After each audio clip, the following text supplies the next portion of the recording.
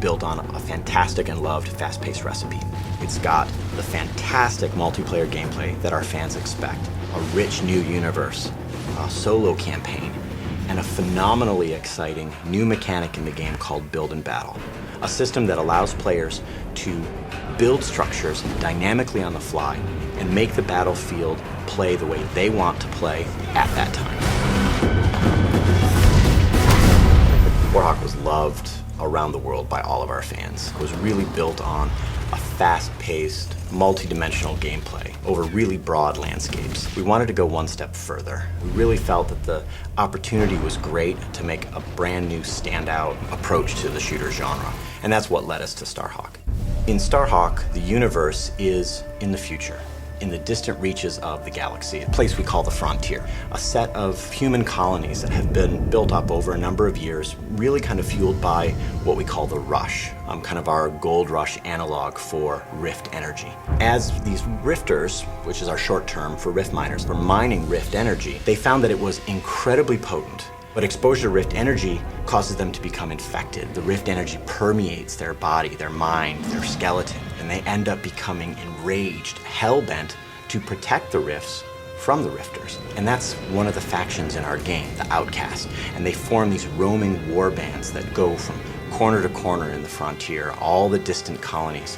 And really, that's at the heart of the conflict in our game. We didn't want it to just be two factions. We wanted there to be a face, a character that in our now included single-player campaign that would really connect with players. That's where our character EMMETT Graves comes in. He and his brother, a family operation, had a rift claim out in a distant planet. You know, as is unfortunate and common in the Frontier, an outcast warband rolled in and destroyed their extractor, and the rig exploded. As what happens with exposure to rift energy, both brothers were directly exposed. Now, of course, their gearman, Sidney Cutter, who was up in the dropship above, saw all of this happen.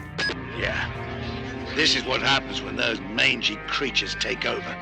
It's a shame, I tell you. Cutter was able to modify some of his equipment to create this regulator device, and this horrible procedure implanted it directly into EMMETT's spine. It's almost a curse. It's incredibly painful for EMMETT. And now he bears the mark, the brand of an outcast warrior. And he became outcast himself. And so EMMETT ended up being a hired gun, like a gunslinger, protecting claims, going to colonies that were being attacked by outcast warbands. Anybody that comes out here has a plan or a problem. I came back with both. And so EMMETT and Cutter take their rift salvaging operation to protect White Sands, a small colony on the distant moon of Dust, from an outcast warband. And so that's the start of the game. EMMETT was the hero that they needed, but they didn't want. And not only is that conflict at the core of the game's story and fiction and universe, but it's actually core to our exciting new system in the game called Build and Battle. We decided to say, all right, what if the battlefield was just the landscape?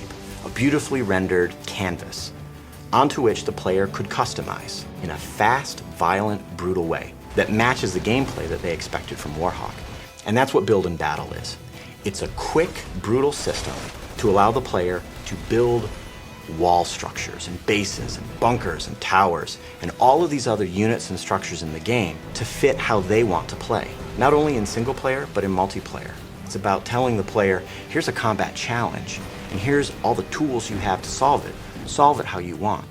Right in front of the player, not turn-based, right there on the battlefield, you are building all of these structures. Players love it, not only in single player, but in multiplayer. It's as fast-paced and as quick and as brutal as pulling the trigger on a weapon. That's what we wanted. We didn't want players to have to really manage anything.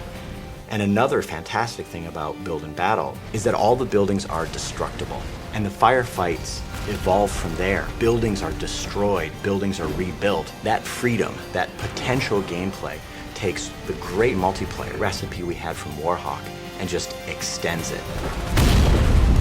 Starhawk is the spiritual successor to Warhawk, but it's the Build and Battle system which really sweetens up the whole game. The team and I are just crazy proud of it. It not only gives you a fantastic, infinitely replayable solo experience, but the changes that it does to the online multiplayer experience is remarkable. And I think players are not going to expect that, but once they get it, they'll want it all the time.